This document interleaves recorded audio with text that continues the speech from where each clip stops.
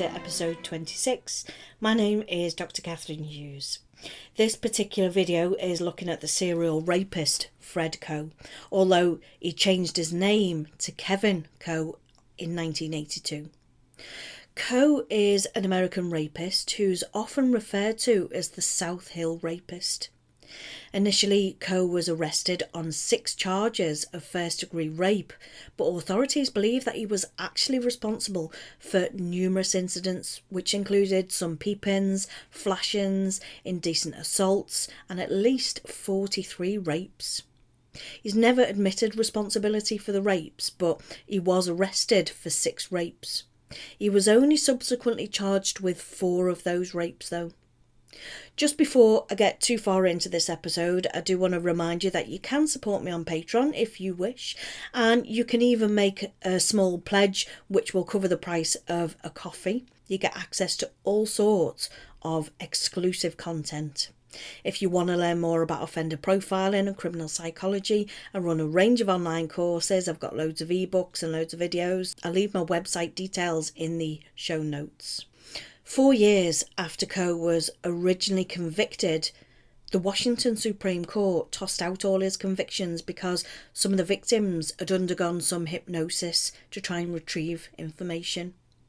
Coe was released on bail for a year before a new proceeding where he was tried on 4 counts for which he'd been convicted already and was convicted again on 3 and sentenced to life plus 55 years. He did go on to make an appeal of these new convictions, and it made it all the way to Washington Supreme Court, which in 1985 overturned 2 and upheld 1. And that one that was upheld was where his accuser clearly saw his face during the attack, so there'd been no need to hypnotise her. All of the rapes and the assaults he's suspected of being involved in are particularly violent. After reading all of the evidence and the court papers, there's absolutely no doubt in my mind that he's guilty of many, many more than he is convicted of. Most accounts indicate that he's a psychopath with violent tendencies and he has a chaotic lifestyle. Psychopaths clearly do display extreme behaviours, and that lends themselves very well to criminality. The most common understanding of a psychopath is somebody who's very skilled at lying, skilled at manipulating others, and has little empathy and feels no remorse for what they do. Although psychopaths can come across as quite charming though, they are at ease manipulating other people around them. And this description does fit in well with the majority of Coe's behaviour. Coe was from a prominent family. He was the son of the managing editor of the Spokane Daily Chronicle. He grew up with his mother, father, sister, who's 8 years younger than him.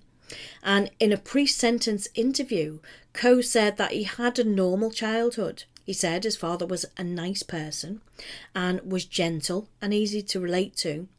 He said that his mother was more outgoing and sociable. There had been some reports that Coe and his mother were abnormally close. Many people have said that their relationship was more like that of intimate partners than of parent and child. Coe was asked if his mother was domineering and possessive. He said that some might see it that way, but that it was him that was the domineering one. I became really intrigued with Kevin Coe, and I wanted to know more on it, so I went on to buy the book called Son, A Psychopath and His Victims, which was written by Jack Olson. Olson is an author and a journalist known for writing about true crime. The book reads like a story but is based on facts and of research and details that are well known.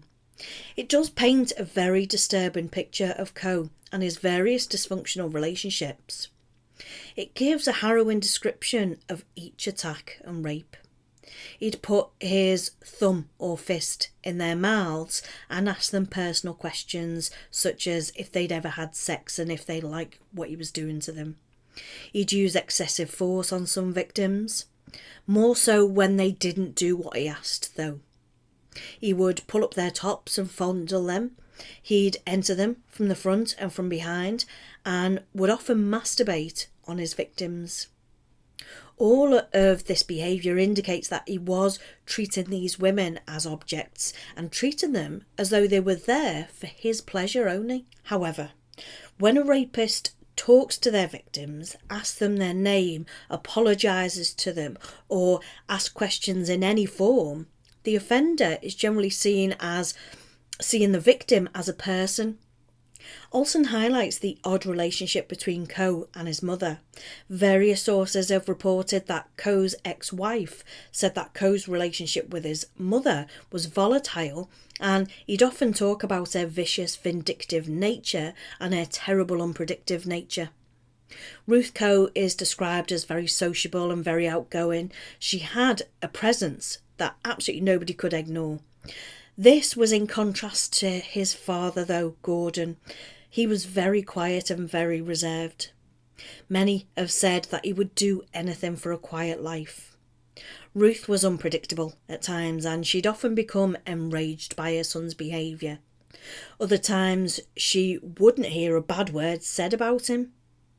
Coe seemed to want the approval of his mum.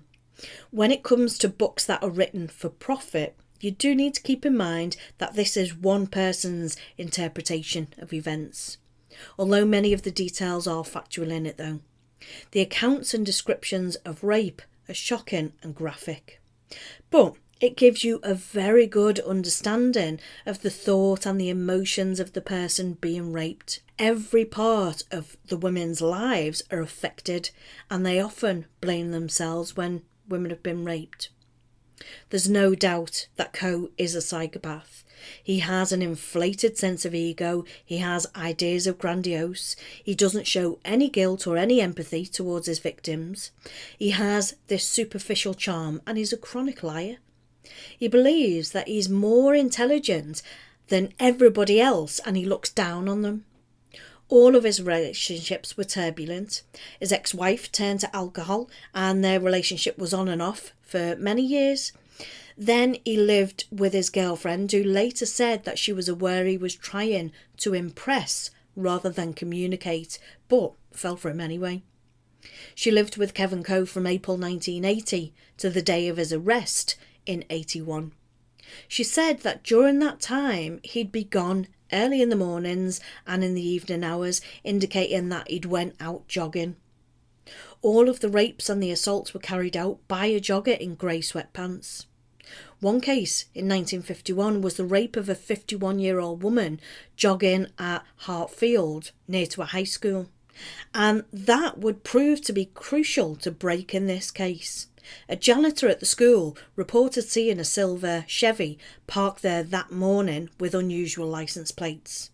The plates were yellow, like the state's personalised plates at the time, but without personalised numbers or letters on them. The car was registered to Gordon Coe, yet it was being used by his 34-year-old son, Frederick Harlan Coe. Police began watching Kevin Coe, as we know him now. They discovered that his car had yellow cellophane over regular licence plates. Police then showed a picture of Coe to the Hartfield victim, who immediately said, "That's him." It was the break that the Spokane police had been waiting for, yet they didn't feel they had enough solid evidence to make the arrest yet. Police and prosecutors decided to try and nab him during the act or just before he did it, so they put him under surveillance. They discovered that he often cruised High Drive on South Hill, where several of the rapes had occurred. He often followed bus routes. On the 10th of March 1981, the police went to Kevin Coe's real estate office and arrested him for the Hartfield rape. Later that evening, a steady stream of rape victims were brought down to the police headquarters to view the police lineups. Several of them picked Coe out of the group. Reporters for the Spokesman Review soon dug up details about Kevin Coe's life, and the picture emerged that was quite bizarre. He fancied himself as a radio DJ, a news editor, a media man, a champion boxer, and an author. He self-published a book entitled Sex in the White House, with the subtitle, "'Cause after all, politics is dirty business." It was written by, in Kevin's own words, one of our country's great new satirists. He came across as being very cocky, self-confident and prone to these grandiose statements about his physical and his sexual prowess. Yet he was actually an unmotivated real estate agent living off his parents. When Ginny Perman was questioned regarding Fred Coe's sexual habits, she related the following information to the police. He frequently would masturbate and fondle his genitals around the house. During the spring of 1979 and early summer of 1979, he had difficulty reaching a climax and would masturbate during the lovemaking, as he felt a need to masturbate a great deal in the morning. Many of the rape victims had said that he would masturbate on them. During his trial, Coe took to the stand on his own behalf. In between telling virtually his entire life story, large segments of which were absolutely absurdly exaggerated, he adamantly denied ever owning gloves, ever owning oven mitts, ever owning a stocking cap, and of course of ever raping anyone. His mother, seated in the back of the tiny courtroom, smiled and nodded as he made his points, and occasionally emitted a loud sigh or a muffled comment when the prosecutor registered objections. Coe served the entire 25 years of his sentence at Walla Walla State Penitentiary. He didn't attend any prison counselling programs, and he claimed that he was innocent. Coe became eligible for parole in 1992, but he never applied for it. There have been several appeals made by Coe as he protests that he was innocent. In 1990, Washington passed the Community Protection Act, and this allowed the state to indefinitely retain dangerous sexually violent predators even after their sentence had ended. If a person is found guilty by a jury of having a mental defect that makes them likely to reoffend, offenders are sent to the Special Commitment Centre, where they then receive treatment for mental disorders linked to sexual deviancy. Once his prison sentence ended, Coe was transferred to McNeil Island. Once a jury agreed that Coe was a violent predator, he was committed to the McNeil Island indefinitely. The court papers say that he has the following disorder: paraphilia, not otherwise specified, non-consenting females with sadistic traits, paraphilia, urophilia, coprophilia, exhibitionism, personality disorder with narcissistic and antisocial traits. I'll explain each of these terms individually. Paraphilia is the experience of intense sexual arousal to atypical objects, situations, fantasies, behaviours or individuals. It's a sexually erotic embellishment of or alternative to the official ideological norm. It's recurrent, intense, sexually arousing fantasies, sexual urges or behaviours generally involving non-human objects, or even the suffering or humiliation of oneself or one's partner, of children or non-consenting persons. The word sadistic means to derive pleasure from inflicting pain and suffering or humiliation on other people. Urophilia is a paraphilia which in sexual excitement is associated with the sight or the thought of urine or urination. And coroprophilia is a paraphilia involving sexual arousal and pleasure from faeces. He would ask women he raped to urinate or defecate on him. Exhibitionism involves exposing the genitals and becoming sexually excited or having a strong desire to be observed by other people during sexual activity. Narcissism involves a pattern of self-centered, arrogant thinking and behaviour, a lack of empathy and a lack of consideration for other people, and an excessive need for admiration. Others often describe people with narcissistic personality disorder as cocky and manipulative, selfish, patronising and demanding. This way of thinking surfaces in every area of a narcissist's life, and that runs from work to friendships to family and intimate relationships. By definition, people with antisocial personality disorder don't follow society's norms. They're deceitful and intimidating in relationships, and they are inconsiderate of the rights of other people. People with this type of personality might take part in criminal activity, but if they do, they're not sorry that their hurtful deeds have caused harm or hurt. They're impulsive and they're reckless and they're sometimes violent. People with antisocial personality disorder don't value playing by the rules. They do so only if they're threatened with punishment. That's the only way they'll follow the rules. And this attitude leads to a tendency to exploit other people. They take advantage of the fairness and the soft-heartedness of other people, and they feel indifferent towards and maybe even contemptuous towards their victims. Those with extreme levels of antisocial personality disorder can be thought of as psychopaths. A psychiatrist would diagnose a psychopath as having extreme scores on the antisocial personality disorder. The term psychopath is widely used in the criminal justice setting. Psychopathy is typically assessed using Hare's Psychopathy Checklist Revised.